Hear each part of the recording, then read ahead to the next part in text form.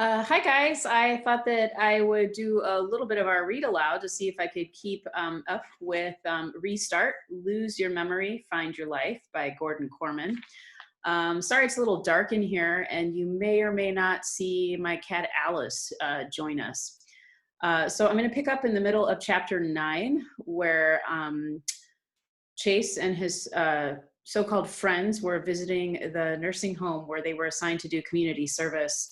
And Chase is upset because Bear took some money from a confused older resident. Before I can manage another word, Bear's meaty hand snatches the money away. "Enjoy your stay," he tells Mrs. Swanson with a big phony smile. And he's out the door like a shot, Aaron hot on his heels. I catch up to them in the hall.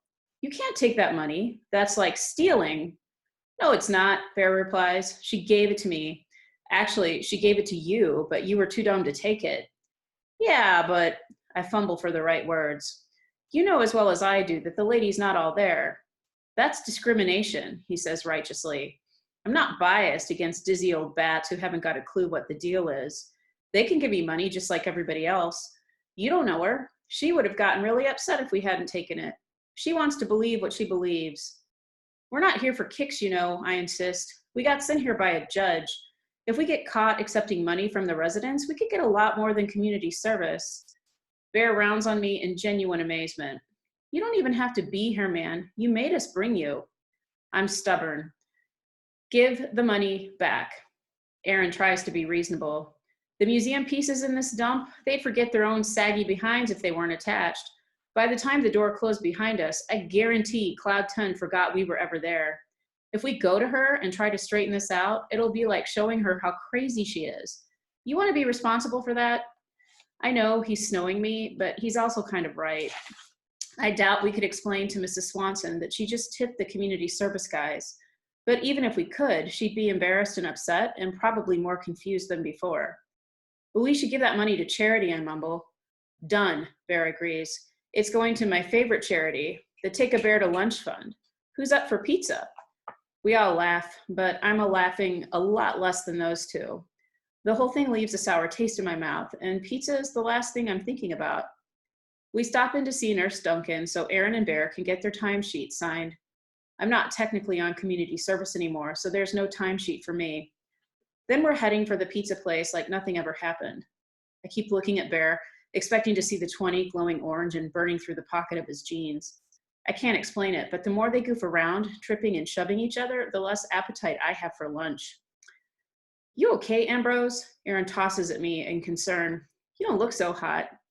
"I'll catch up with you guys later." I pound back in the direction of Portland Street. I hang a left and sprint up to the assisted living residence, then dash in the sliding door and straight to room 100.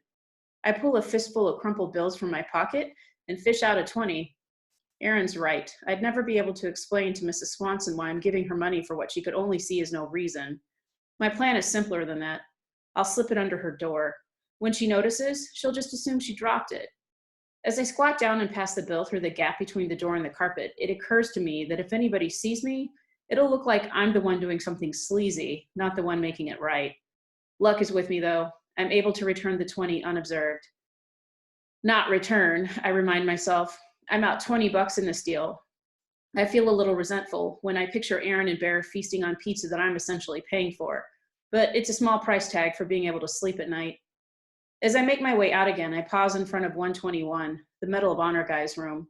I squint at the small plaque on the wall, Mr. Julius Solway. The doors open a crack, and I catch a glimpse of Mr. Solway struggling across the room on his walker. Suddenly, a baleful eye is glaring at me through the opening. "You're back?" Mr. Solway's raspy voice growls from inside. "What do you want now?" My instinct is to flee, but curiosity gets the better of me. "Which war was it?" I ask the old man. "You know, where you won the medal." "The Trojan War," he barks. "Remember Achilles? I was the one who got him right in the heel." It stings, but I say, "I didn't mean to disturb you," and start away. "Korea," he calls after me, my retreating back. 1952. I turn. "It's an honor to meet you, Mr. Solway. You must have done something really heroic." "Everyone did," he replies gruffly. "A lot of brave men are still buried there. They're the heroes. I'm just the one they picked to hang a bauble on." I can't help asking, "What'd you do to earn the medal, I mean?" I can still only see one eye, but it's impossible to miss the flash of impatience. I stood on my head and spit nickels. Listen, smart guy, when you get to be my age, you don't always remember the details of every single event in your life. But I don't expect a young punk like you to understand that. He closes the door. Old people are supposed to have wisdom, but Mr. Solway is definitely wrong about me. I've already forgotten more than he'll ever know. So with that, we finished chapter 9. And if everything works out well, I'll do chapter 10 tomorrow. And I hope everybody has a great night, and we'll see you tomorrow for some more learning at home. Bye-bye.